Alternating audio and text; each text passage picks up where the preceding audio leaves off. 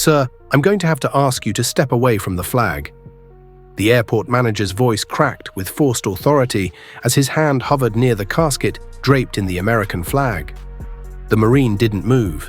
His gloved hand rested firmly on the flag, back straight, eyes fixed forward. A stillness swept the terminal, conversations stopped mid-sentence, footsteps slowed, and a weight filled the air. Gate 42B had become a battlefield of principles, where silence screamed louder than orders. The manager's voice rose. "Step back. You're not allowed to handle the cargo." He gestured toward security. Still, the Marine said nothing. Finally, in a voice calm and unwavering, he spoke. "With all due respect, sir, this isn't cargo. This is a Marine, and I will not leave his side." A TSA agent stepped forward, frustration building. "We have protocols," he said. The Marine's gaze locked with his. "There are protocols, and then there is honor." The flag over the casket was perfectly placed, no crease, no fold disturbed. Beneath it lay Corporal Jake Morrison. 23 years old, killed in action. He hadn't come home on his own 2 feet, but the Marine beside him made sure he came home nonetheless.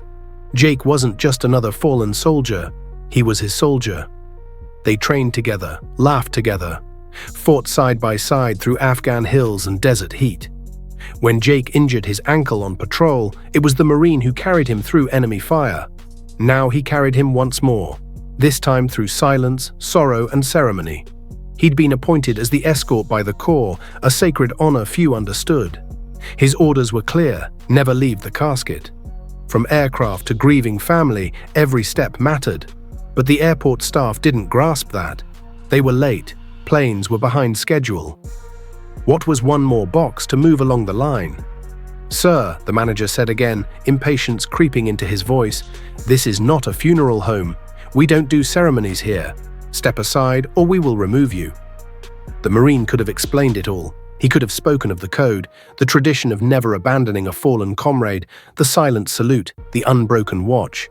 But something deeper kept him rooted. He saw Jake's face in his mind, heard his voice, cracking jokes after long missions. Remembered how Jake would hum country roads under his breath, saying it was the GPS for his soul.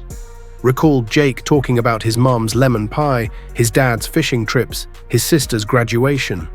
This wasn't a delivery, it was the last goodbye. And he was the only thing standing between remembrance and forgetfulness. Then from the gathering crowd, a small voice broke the tension. "Why is he touching the flag, Mommy?" A little girl clutching a teddy bear looked on.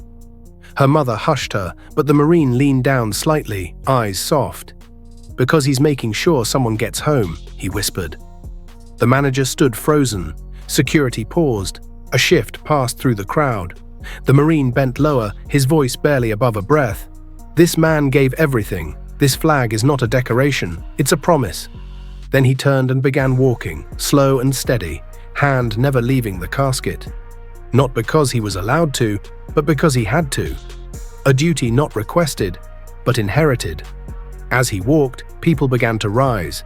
Hats came off, hands went over hearts. A veteran in a wheelchair gave a trembling salute. Some filmed, not for attention, but to remember. Then someone softly began to sing the national anthem. Others joined, words trembled but rang true. And through the heart of a busy terminal, a sacred silence descended.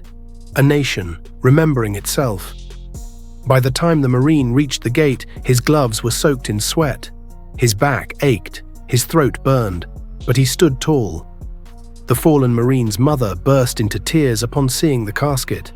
His father gave a trembling salute, struggling to remain upright. His sister dropped to her knees, whispering through sobs, "Welcome home, Jake." The Marine stood silently, tears stinging behind his eyes.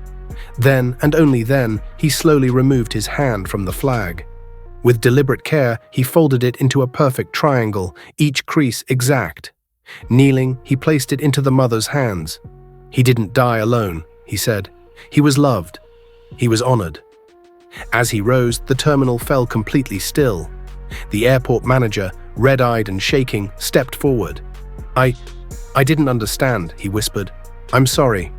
The Marine gave a single nod. "Now you do."